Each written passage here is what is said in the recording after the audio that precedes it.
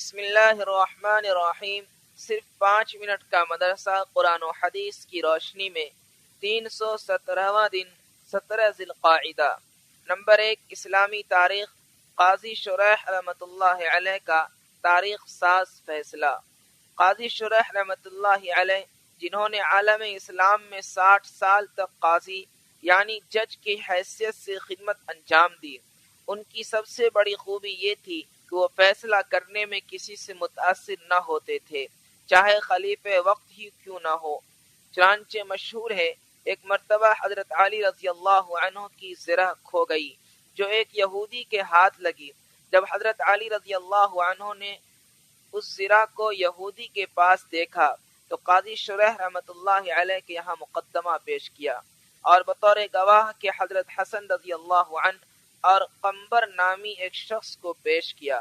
قاضی شریح رحمۃ اللہ علیہ نے کہا، قمبر کی گواہی تو قبول کرتا ہوں مگر حسن کی گواہی قبول نہیں کرتا، اس لیے کہ باپ کے حق میں بیٹے کی گواہی کو میں معتبر نہیں سمجھتا، لہذا آپ دوسرا گواہ لائیں۔ حضرت علی رضی اللہ عنہ دوسرا گواہ پیش نہیں کر پائے، لہذا قاضی شریح رحمۃ اللہ علیہ نے یہودی کے حق میں فیصلہ فرمایا۔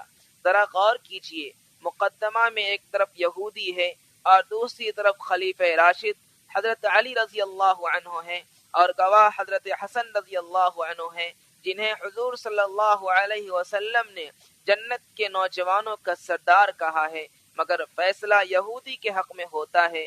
یہ اسلام کی حقانیت کا اعلیٰ نمونہ ہے، جس سے متاثر ہو کر وہ یہودی مسلمان ہو گیا۔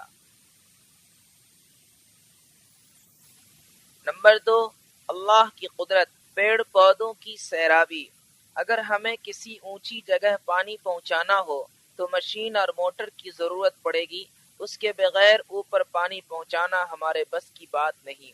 لیکن اللہ تعالیٰ نے زمین پر طرح طرح کے پیڑ اگائے، جن میں کچھ چھوٹے ہیں اور کچھ تو اتنے بڑے ہیں جن کی لمبائی 200 فٹ ہے، اور اللہ تعالیٰ زمین کی تہ سے پانی اٹھا کر پیڑ کی جڑ تک پہنچاتا ہے اور پھر جڑوں سے بغیر کسی مشین اور موٹر کے درخت کی ڈالیوں میں پہنچاتا ہے، پھر ڈالیوں سے پتوں، پھلوں اور پھولوں تک پہنچاتا ہے۔ یہ تمام کا تمام نظام اللہ تعالیٰ کا ہے، جو اس کے رب ہونے کی دلیل ہے۔ نمبر 3، ایک فرض کے بارے میں، جمرات کی رمی کرنا۔ حضرت جابر بن عبداللہ رضی اللہ عنہ فرماتے ہیں کہ میں نے رسول اللہ صلی اللہ علیہ وسلم کو 10ویں ذی الحجہ کو اپنی سواری پر سے رمی کرتے ہوئے دیکھا۔ آپ صلی اللہ علیہ وسلم اس وقت فرما رہے تھے، مجھ سے مناسک حج یعنی حج کے ارکان سیکھ لو، میں نہیں جانتا شاید اس کے بعد اور حج نہ کر سکوں۔ نوٹ: مینا میں مختلف جگہوں پر 3 ستون بنے ہوئے ہیں، ان پر کنکریاں مارنے کو رمی جمرات کہتے ہیں، جو کہ لازم ہے، اس کو چھوڑ دینے سے دم واجب ہو جاتا ہے۔ نمبر 4، ایک سنت کے بارے میں، فجر کی سنت میں قرات۔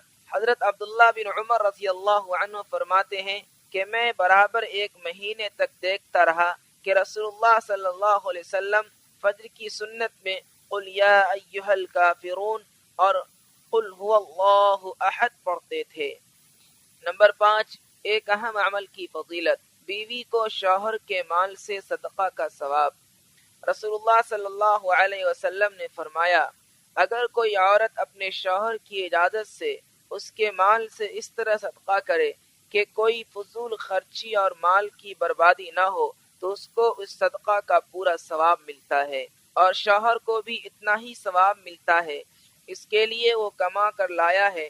اسی طرح خزانچی کو بھی اتنا ہی ثواب ملتا ہے، اور ایک کے ثواب کی وجہ سے دوسرے کے ثواب میں کمی نہیں ہوتی۔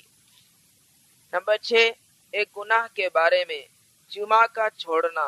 رسول اللہ صلی اللہ علیہ وسلم نے فرمایا، جو شخص 3 جمعہ کو معمولی سمجھ کر چھوڑ دے گا تو اللہ تعالیٰ اس کے دل پر مہر لگا دے گا۔ نمبر 7، دنیا کے بارے میں، دنیا کی رغبت کا خوف۔ رسول اللہ صلی اللہ علیہ وسلم نے فرمایا، میں تم سے پہلے جانے والا ہوں اور میں تم پر گواہ ہوں، تم سے ملنے کی جگہ حوض ہوگی، اور اب میں یہاں کھڑے ہو کر اسے دیکھ رہا ہوں۔ مجھے اس بات کا ڈر نہیں تم میرے بعد شرک کرو گے، مگر اس بات کا ڈر ہے تم کہیں دنیا میں رغبت نہ کرنے لگو۔ نمبر 8، آخرت کے بارے میں قیامت کا منظر۔ قرآن میں اللہ تعالیٰ فرماتا ہے قیامت کے دن جب ستارے بے نور کر دیے جائیں گے اور آسمان پھٹ جائے گا اور پہاڑ اڑا دیے جائیں گے اور رسولوں کو وقت متعین پر جمع کیا جائے گا، ان تمام چیزوں میں کس دن کے لیے تاخیر کی گئی ہے؟ ان تمام چیزوں کو فیصلہ کی دن کے لیے رکھا گیا ہے۔ نمبر 9، طب نبوی سے علاج، آٹے کی چھان سے علاج۔ حضرت ام ایمن رضی اللہ عنہا آٹے کو چھان کر رسول اللہ صلی اللہ علیہ وسلم کے لیے چپاتیاں تیار کر رہی تھی کہ آپ صلی اللہ علیہ وسلم نے دریافت فرمایا یہ کیا ہے؟ انہوں نے عرض کیا یہ ہمارے ملک کا کھانا ہے جو آپ صلی اللہ علیہ وسلم کے لیے تیار کر رہی ہوں۔ تو رسول اللہ صلی اللہ علیہ وسلم نے فرمایا تم نے آٹے میں سے جو کچھ چھان کر نکالا ہے اس کو اسی میں ڈال دو اور پھر گوندھ دو۔ فائدہ، جدید تحقیقات سے معلوم ہوا ہے کہ آٹے کی چھان یعنی بھوسی پرانی قبض اور ڈائبٹس کے مریضوں کے لیے بہترین دوا ہے۔ نمبر 10، قرآن کی نصیحت۔ قرآن میں اللہ تعالیٰ فرماتا ہے یہ قرآن ایک بابرکت کتاب ہے جس کو ہم نے آپ پر اس لیے نازل کیا ہے کہ لوگ اس کی آیتوں میں غور و فکر کریں اور عقل مند لوگ اس سے نصیحت حاصل کریں۔